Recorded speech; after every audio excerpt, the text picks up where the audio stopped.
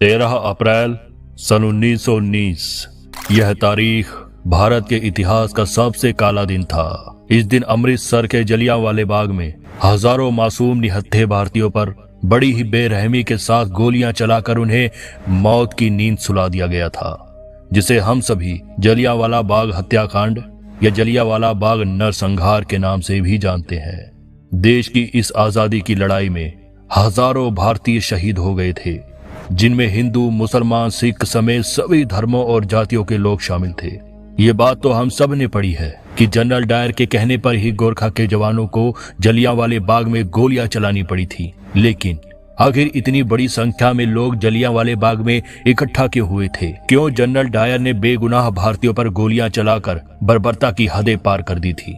और बाद में शहीद आजम ऊधम सिंह ने जनरल डायर को मारकर जलियांवाला बाग हत्याकांड का बदला भी लिया था। लेकिन जिस व्यक्ति को ऊधम सिंह ने मारा था, असल में तो वह व्यक्ति था ही नहीं जिसने जलियांवाले बाग में गोली चलाने का आदेश दिया था। तो फिर ऊधम सिंह ने किसे मौत के घाट उतारा था? जलियांवाला बाग से संबंधित और भी कई ऐसे रहस्य हैं जिसके बारे में आज भी देश की अधिकतर जनता अनजान है।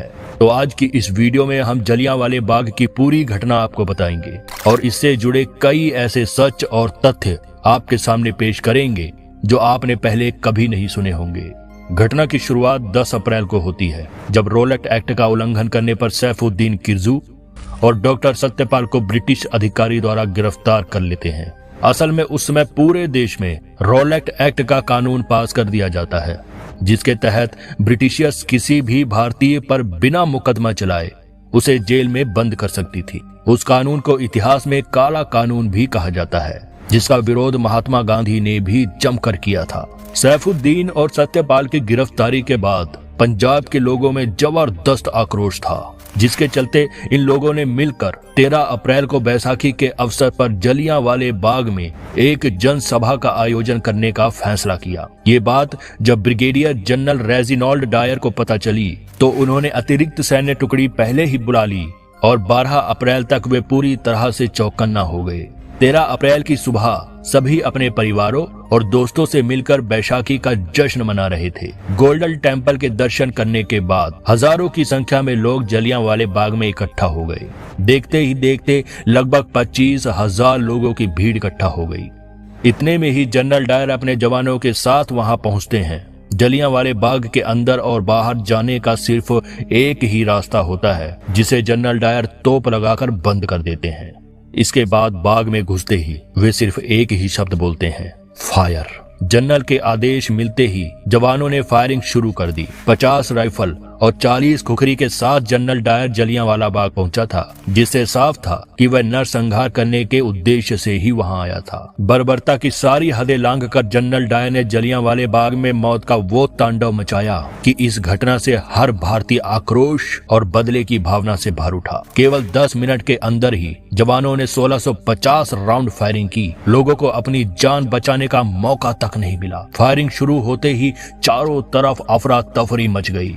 बच्चे, बूढ़े, महिलाएं, जवान, हर कोई चीख रहा था। हर कोई अपनी जान बचाने के लिए इधर उधर भाग रहा था। लेकिन जनरल डायर की ओर से कोई फायरिंग नहीं रुक रही थी। सिर्फ बंदूक में गोली लोड करने के दौरान ही फायरिंग रुकती थी। कुछ लोगों ने बाग में मौजूद कुएं में कूदकर अपनी जान बचानी चाहिए, तो वहीं कुछ लोगों ने दीवार फांदकर भाग निकलने की कोशिश की। लेकिन डायर के जवानों ने सभी को गोलियों से भून दिया। आज भी जलियांवाले बाग के उन दीवारों पर गोलियों के निशान है। जिस कुएं में लोग जान बचाने के लिए कूदे थे, उससे 120 लाशें बरामद की गई थी। वह कुआं इतने लोगों की लाशों से निकलते खून से पूरी तरह लाल हो गया था, जिसे आज खूनी कुआं के नाम से जाना जाता है। खूबसूरत बाग में हर जगह सिर्फ खून के धब्बे नजर आ रहे थे। 10 मिनट फायरिंग के बाद जनरल डायर हंसता हुआ वहां से बाहर निकला। अमृतसर की सड़कों पर जो भी भारतीय उसे नजर आया, उस पर भी गोलियां चलाकर उसे मार डाला गया और अपनी तोप के पीछे रस्सी बांधकर उसे घसीट कर ले गया। ब्रिटिश सरकार के आंकड़ों के मुताबिक इस नरसंहार में 379 लोगों की मौत हुई थी, लेकिन असल आंकड़ा इससे कहीं ज्यादा है।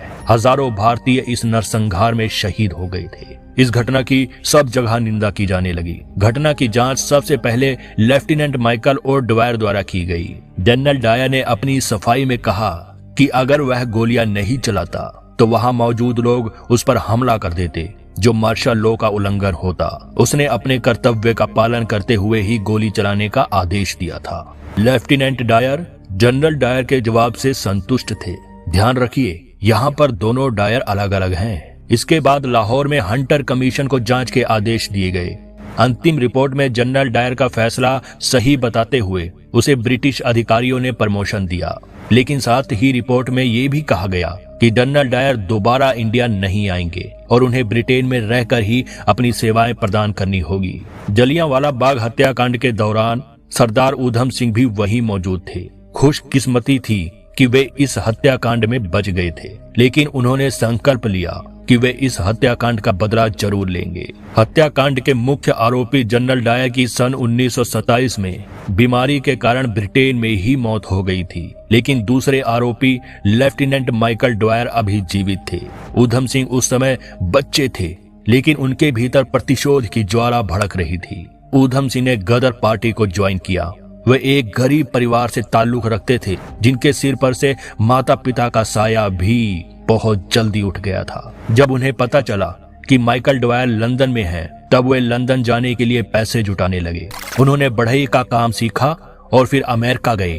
अमेरिका के रास्ते से वे लंदन पहुंचे, जहां उन्होंने होटल में काम किया, जिससे वे पिस्तौल खरीद सके।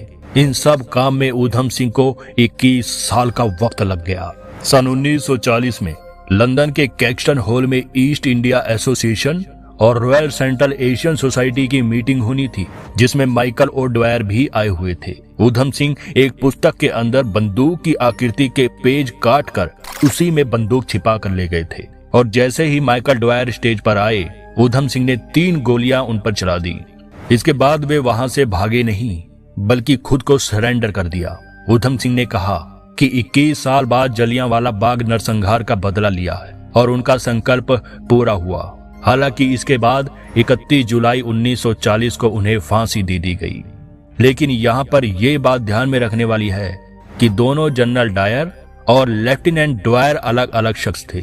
दोनों का ही ताल्लुक जलियांवाला बाग हत्याकांड से था, इसलिए लोग उन्हें एक ही शख्स समझ लेते हैं। आज भी इतिहास के पन्नों में सरदार ऊधम सिंह का नाम स्वर्णिम अक्षरों से अंकित है। जलियांवाला बाग के सभी शहीदों और क्रांतिकारियों को हम शत शत नमन करते हैं। तो दोस्तों, ये थी जलियांवाला बाग हत्याकांड की पूरी सच्चाई। उम्मीद करते हैं आपको वीडियो पसंद आई होगी। इसी तरह की रोचक वीडियोस देखते रहने के लिए हमारे चैनल को सब्सक्राइब करें और बेल आइकन पर क्लिक कर दें। आज के लिए इतना ही। आपसे फिर मिलेंगे एक नई वीडियो और ढेर सारी रोचक जानकारियों के साथ।